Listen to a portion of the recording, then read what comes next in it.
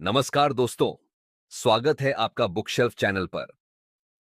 आज हम आपके लिए लाए हैं एक बेहद प्रेरणादायक किताब का ऑडियो बुक सारांश, जिसका नाम है Ikigai, the Japanese secret to a long and happy life. यह किताब हेक्टर गार्सिया और फ्रांसिस्क मिराल्स द्वारा लिखी गई है। इसमें जापान की उस जीवन शैली का रहस्य बताया गया है जो लोगों को लंबा, शांत और संतुष्ट जीवन जीने में मदद करता है। किताब हमें सिखाती है कि इकिगाई क्या होता है और कैसे हम इसे अपने जीवन में ढूंढकर अपनी जिंदगी को खुशहाल बना सकते हैं। इकिगाई एक जापानी शब्द है जिसका मतलब होता है जीवन का कारण या वह चीज जो हमें हर सुबह उठने के लिए प्रेरित करती है। यह कोई एक ही विशेष कार्य नहीं होता, बल्कि यह किसी का शौक, पेशा, जुनून या सेवा का भाव हो सकता है।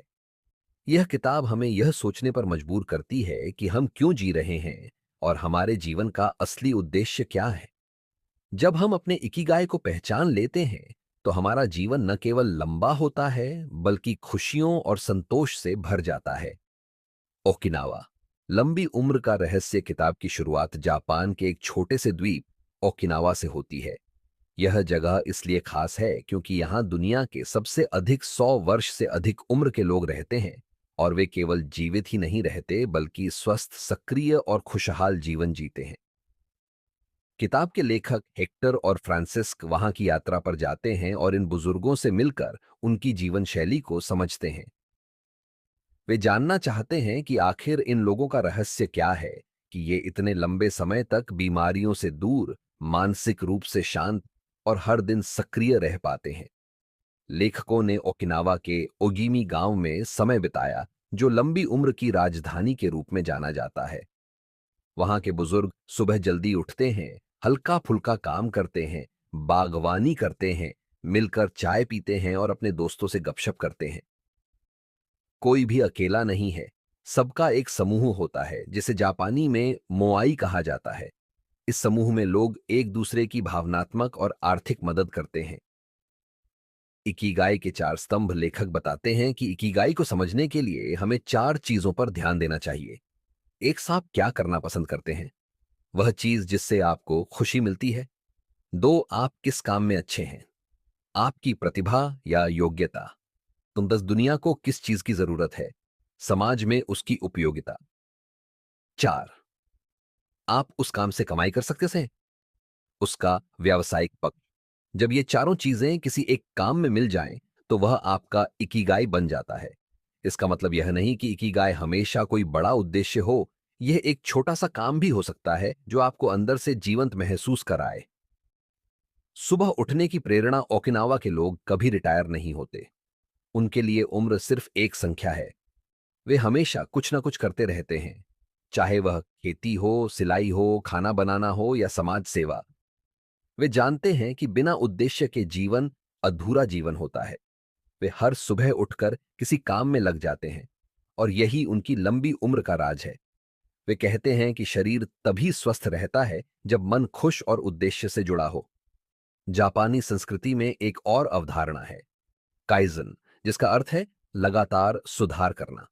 इसका मतलब है कि चाहे आप जो भी करें, उसे हर दिन थोड़ा बेहतर बनाने की कोशिश करें। यही मानसिकता इकिगाई से जुड़ी हुई है। तनाव से दूरी, शांत जीवन का आधार। ओकिनावा के लोग बहुत शांत और तनाव मुक्त जीवन जीते हैं। वे किसी चीज की जल्दी में नहीं होते। उनके लिए हर काम का समय होता है, न ज्यादा न कम। वे एक विशेष अभ्यास करते हैं जिसे शांति की कला कहा जा सकता है। वे ध्यान करते हैं, प्रार्थना करते हैं, प्रकृति के साथ समय बिताते हैं और जीवन की गति को समझते हैं। तनाव को वे बीमारी की जड़ मानते हैं। किताब में यह भी बताया गया है कि कोर्टिसोल नाम का हार्मोन, जो तनाव के समय निकलता है, हमारे शरीर को नुकसान पहुंचाता है। लगातार तनाव में रहने से न केवल दिल की बीमारियां होती हैं, बल्कि यह हमारी उम्र को भी कम कर देता है। ओकिनावा के लोग छोटी छोटी बातों को दिल से नहीं लगाते। वे जीवन को एक सहज प्रवाह की तरह जीते हैं। फ्लो, जब काम में डूब जाते हैं, इकिगाई का एक अहम पहलू है फ्लो की स्थिति। फ्लो वह अवस्था होती है जब आप किसी कार्य में इस कदर लीन हो जाते हैं कि समय का कोई ध्यान नहीं रहता। यह अवस्था आमतौर पर तब आती है जब आप वो कर रहे होते हैं जो आपको पसंद है और जिसमें आप अच्छे हैं। लेखक कहते हैं कि फ्लो में होने पर व्यक्ति का मन सबसे ज्यादा शांति, रचनात्मकता और ऊर्जा से भर जाता है। चाहे कोई कलाकार हो, लेखक हो, रसोइया हो या कारीगर, जब वे अपने काम में डूब जाते हैं तो वही फ्लो की अवस्था होती है। फ्लो का अनुभव करने के लिए जरूरी है कि हम काम को डिस्ट्रैक्शन से मुक्त रखें, यानी मोबाइल फोन, शोर शराबा और मानसिक भटकाव से दूर रहें। फ्लो के माध्यम से हम अपने इकिगाई को रोजमर्रा की जिंदगी में महसूस कर सकते हैं। ओकिनावा के लोगों की जीवन शैली में एक और खास बात है, उनका खान पान। ये लोग अपने भोजन को बहुत ध्यान और सादगी से चुनते हैं। उनका एक सिद्धांत है, हरा हचीबू, जिसका मतलब है 80% पेट भरने पर खाना बंद कर देना। वे कभी जरूरत से ज्यादा नहीं खाते और हमेशा हल्का, ताजा और पौष्टिक खाना ही खाते हैं। उनका भोजन ज्यादातर सब्जियों, फल, समुद्री शैवाल, टोफू, मछली, चावल और हरी चाय से बना होता है। चीनी बहुत कम खाते हैं और प्रसंस्कृत यानी प्रोसेस्ड फूड से दूर रहते हैं। हरी चाय उनकी संस्कृति का हिस्सा है, जो न केवल शरीर को ऊर्जा देती है बल्कि एंटीऑक्सीडेंट से भरपूर होती है, जिससे बीमारियां दूर रहती हैं। ये लोग दिन भर में कम मात्रा में कई बार खाना खाते हैं, जिससे पाचन बेहतर होता है और शरीर पर ज्यादा भार नहीं पड़ता। वे खाना सिर्फ भूख मिटाने के लिए नहीं खाते, बल्कि उसे एक आनंददायक अनुभव मानते हैं। खाना बनाते समय भी वे ध्यान रखते हैं कि रंग बिरंगे सब्जियों का संतुलन हो, जिससे पोषण भी मिले और मन भी प्रसन्न हो। हल्की फिजिकल एक्टिविटी, जीवन को गति देने वाली आदतों किनावा के लोग हर दिन कुछ न कुछ शारीरिक गतिविधि करते हैं। वे जिम नहीं जाते, लेकिन रोजमर्रा के काम जैसे बागवानी, झाड़ू पोंछा, पैदल चलना या साथ में खेलने जैसी हल्की गतिविधियों में लगे रहते हैं। इनमें से बहुत से लोग 90 साल की उम्र में भी अपने खेतों में काम करते हैं। उनकी जीवन शैली में बैठे रहने की आदत नहीं है। वे समय समय पर शरीर को हिलाते हैं, खिंचाव करते हैं और कभी एक ही जगह लंबे समय तक नहीं टिकते। उनकी यह आदत उनके जोड़ों को लचीला बनाती है और उनका शरीर चुस्त दुरुस्त रहता है।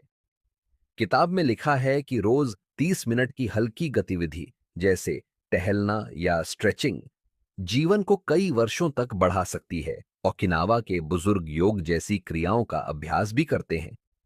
वे सांसों पर ध्यान देते हैं, जिससे उनका मन शांत रहता है और शरीर में ऊर्जा बनी रहती है।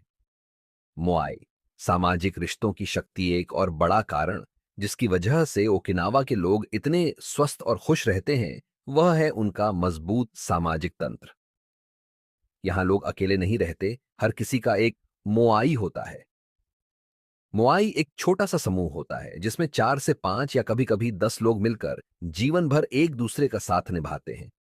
ये लोग हर हफ्ते मिलते हैं, बात करते हैं, मदद करते हैं और जरूरत के समय एक दूसरे के लिए खड़े रहते हैं। इसका मानसिक असर बहुत गहरा होता है। अकेलापन एक धीमा झर है। यह वैज्ञानिक रूप से साबित हो चुका है कि जो लोग लंबे समय तक अकेले रहते हैं, उनकी उम्र छोटी होती है और वे जल्दी बीमार होते हैं। लेकिन जिनके पास मजबूत रिश्ते होते हैं, वे मानसिक रूप से संतुलित रहते हैं, उन्हें तनाव कम होता है और वे ज्यादा खुश रहते हैं। मोआई के लोग साथ में त्योहार मनाते हैं, खाना बनाते हैं, मिलकर गाते हैं और हंसते हैं। यही सामूहिकता उन्हें भीतर से मजबूत बनाती है। यह किताब हमें यह सिखाती है कि रिश्ते केवल सहारा नहीं होते, बल्कि जीवन को अर्थ देने वाले स्तंभ होते हैं। सादा जीवन, मानसिक शांति का आधार की गाय केवल बड़ा लक्ष्य पाने की बात नहीं करता, बल्कि यह हमें यह भी सिखाता है कि सरल जीवन जीना ही असली समृद्धि है। जापानी संस्कृति में एक विचारधारा है, वाबी साबी, जिसका मतलब होता है अपूर्णता में सुंदरता को देखना। इसका अर्थ यह है कि हमें जीवन की छोटी छोटी चीजों में संतोष खोजना चाहिए, जैसे सुबह की हल्की धूप, पेड़ की छांव, बच्चों की हंसी, बारिश की बूंदें या चाय का एक कप। ये सब हमारे जीवन को रंगीन बनाते हैं, लेकिन तभी जब हम उन्हें महसूस करना सीखें। इकिगाई हमें यह सिखाता है कि भौतिक चीजों की चाह में भागने के बजाय आत्मा की संतुष्टि ज्यादा जरूरी है। हम जितनी कम चीजों में खुश रहना सीखेंगे, उतना ही जीवन सरल और सुंदर लगेगा। जापानी लोग बहुत संयमित होते हैं। उनके घरों में जरूरत से ज्यादा सामान नहीं होता और वे केवल उन्हीं चीजों को रखते हैं जो उपयोगी और सार्थक हों। इकिगाई कैसे खोजें? अब सवाल उठता है, हम अपने इकिगाई को कैसे खोज सकते हैं? इसके लिए किताब हमें एक सरल तरीका बताती है। हमें खुद से कुछ जरूरी सवाल पूछने चाहिए। का मैं किस काम को करने में समय भूल जाता हूं? 2, मैं किस काम को बिना थके घंटों कर सकता हूं? 3, लोग मुझसे किस चीज के लिए सलाह या मदद लेते हैं? चौथा, कौन सा काम मुझे संतोष और ऊर्जा देता है? इन सवालों के जवाब धीरे धीरे आपके इकिगाई की ओर इशारा करते हैं। जरूरी नहीं कि इकिगाई फौरन मिल जाए। यह एक खोज की यात्रा है। जैसे जैसे आप प्रयोग करते हैं, गलतियां करते हैं, सीखते हैं, आपका इकिगाई स्पष्ट होता जाता है। कुछ लोगों के लिए यह उनका पेशा बनता है, कुछ के लिए सेवा का काम, तो कुछ के लिए रचनात्मकता का रास्ता। किताब कहती है, इकिगाई को खोजने का मतलब यह नहीं कि आप अपनी पूरी जिंदगी बदल दें, बल्कि यह है कि आप जो भी कर रहे हैं उसमें अर्थ और खुशी खोजें। भविष्य के बारे में चिंता नहीं, वर्तमान में जीना इकिगाई का मूल संदेश यही है कि जीवन एक उपहार है और इसका हर दिन कीमती है। हमें भविष्य की चिंता करके अपने आज को बर्बाद नहीं करना चाहिए। ओकिनावा के लोग ज्यादा दूर की नहीं सोचते, वे आज को अच्छे से जीते हैं। वे जानते हैं कि हर दिन अपने आप में खास है। जब हम आज के क्षण में जीते हैं, अपने काम, रिश्तों और विचारों में पूरी तरह उपस्थित रहते हैं, तभी हम इकिगाई को जी रहे होते हैं। यह किताब बार बार हमें याद दिलाती है कि खुश रहने के लिए हमें अपने वर्तमान को अपनाना होगा, उसे संवारना होगा। अब तक हमने जाना कि कैसे जापानी संस्कृति, विशेषकर ओकिनावा के लोग, जीवन को सरल, अर्थपूर्ण और सक्रिय रूप में जीते हैं। लेकिन क्या केवल जीवन शैली से ही लंबा जीवन संभव है? क्या इसका कोई वैज्ञानिक आधार भी है? लेखकों ने वैज्ञानिक रिसर्च का अध्ययन किया, जिसमें पाया गया कि दीर्घायु केवल अनुवांशिक यानी जेनेटिक नहीं होती, बल्कि यह हमारे रोजमर्रा के व्यवहार और सोच पर ज्यादा निर्भर करती है। जापान और अन्य ब्लू जोन, दुनिया के वो क्षेत्र जहां लोग औसतन सबसे अधिक जीते हैं, में किए गए शोधों से यह सामने आया कि वहां के लोग कुछ सामान्य बातों का पालन करते हैं और यही बातें इकिगाई से जुड़ी हैं। दीर्घायु के 9 सिद्धांत, ब्लू जोन्स से। ब्लू जोन्स के शोधकर्ता डैन वेटनर ने दीर्घायु के 9 समान सूत्र बताए, जो लगभग हर लंबे और स्वस्थ जीवन जीने वाले व्यक्ति में पाए गए। पहला, नियमित और स्वाभाविक गतिविधि, जैसे पैदल चलना, बागवानी, सीढ़ियां चढ़ना। दूसरा, उद्देश्य का होना, इकिगाई, हर दिन एक कारण जिससे आप उठें और जिएं। तीसरा, तनाव को प्रबंधित करना, ध्यान, प्रार्थना, आराम या कृतज्ञता से। चौथा, आठी पेट भर खाना, हारा हाचीबू, अधिक भोजन से बचाव। पांचवां, पौधों पर आधारित आहार, कम मांस, अधिक सब्जियां, फल और साबुत अनाज। वाइन या ग्रीन टी का सीमित सेवन, पूर्ण संतुलन के साथ। 7, परिवार और रिश्तों को प्राथमिकता देना, बुजुर्गों को सम्मान देना।